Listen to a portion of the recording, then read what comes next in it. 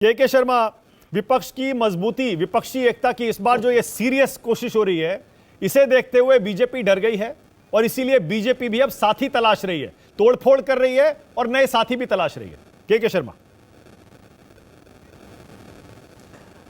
देखिए मानिक जी, ये तो विपक्ष है, इसको तो कहना है, लेकिन एक बात तो तय है कि मोदी जी के अगेंस्ट लड़ने की क्षमता किसी आज एक पार्टी में नहीं है, इसीलिए स्वीकारा भी है इन्होंने। जहाँ तक विपक्षी एकता का प्रश्न है, तो मैं बहुत पहले ही कह चुका हूँ कि ये एक टाइटैनिक जहाज की तरह है जिसका डूबना तय है, इसका भविष्य भी तय है निश्चित तौर से। और पटना में हुआ क्या, 3 मुद्दे तो हमेशा 2009 से 2014 से लेके आज तक एक बातें रट लगा के विपक्षी बैठे हैं कि मोदी जी को हटाना है, मोदी जी को हटाना है। अब दूसरी बात, मोदी जी ने ये कर दिया, मोदी जी ने देश को चौपट कर दिया। तीसरी बात, एक एक मिल के लड़ेंगे तो मोदी जी को ख़त्म कर देंगे, हटा देंगे। ये बात तो पिछले हम 2014 से सुनते आ रहे हैं।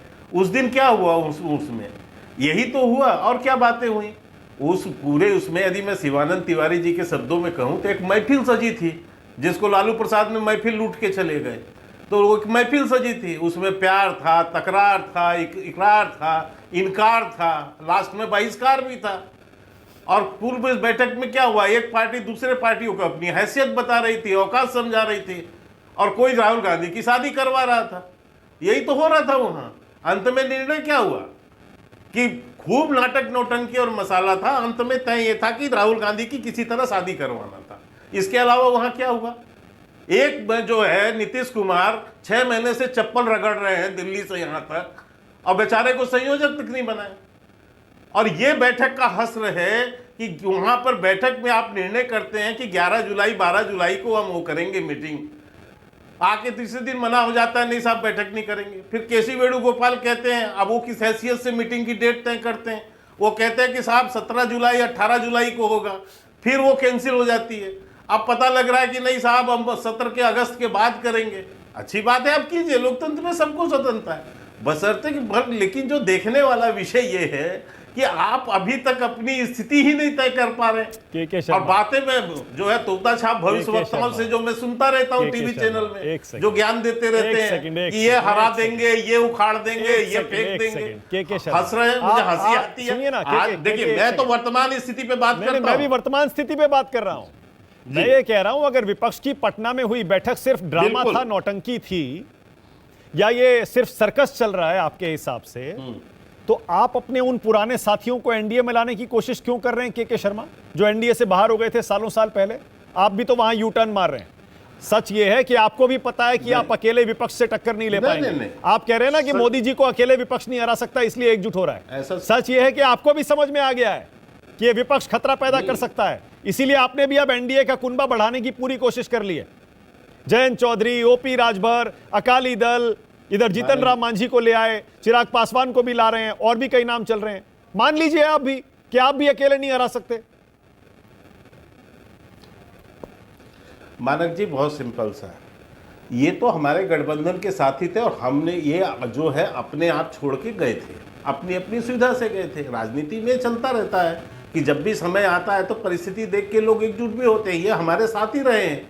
और आज जो है लोकसभा विधानसभा में कई बार ये अलग हुए हैं, फिर लोकसभा में हमारे साथ आके एकजुट हो गए।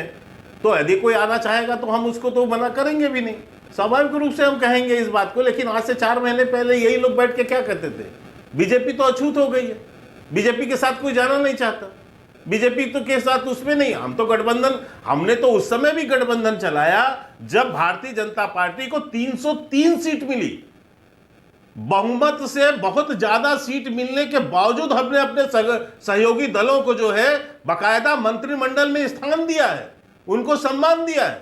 ठीक है, उनकी अपनी राजनीतिक, क्योंकि क्षेत्रीय पार्टियां हैं, उनकी अपनी एक सोच होती है, उनको उसके हिसाब से वो अलग हुए, लेकिन उससे कोई दिक्कत नहीं। आज यदि वो मिलना चाहते हैं, आना चाहते हैं तो आए, कोई दिक्कत नहीं।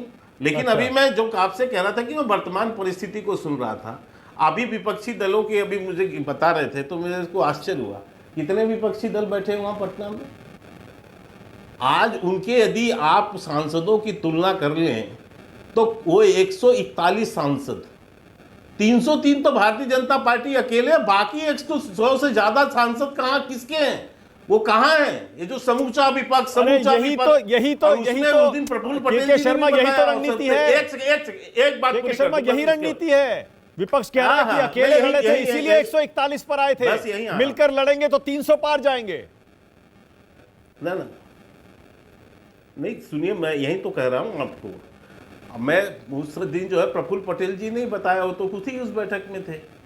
और वैसे भी आपको पता है, उन्होंने कहा कि जो 13 पार्टियां थी, इस 13 पार्टियों में 7 पार्टियों के एक सांसद, और 2-3 पार्टियां ऐसी जिनकी एक भी सांसद नहीं। उसके भी एक प्रवक्ता यहाँ बैठे हैं जिनका बिहार में ही खाता नहीं खुला है, जो आरजेडी है।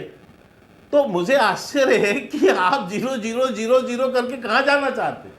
लेकिन अच्छी बात है, आप लड़िए, हम तो बिल्कुल तैयार हैं। और हम तो कह भी रहे हैं कि भैया हमारा तो एक ही वो है इशू, हम तो डेवलपमेंट के मुद्दे को लेकर, ठीक है, विकास ओके। के मुद्दे को लेकर जनता के बीच में जाएंगे। ओके। और अभी एक सज्जन एक बात कह दूं, फिर बंद करा दीजिए। हाँ। अभी भ्रष्टाचार की बात कर रहे थे एक सज्जन।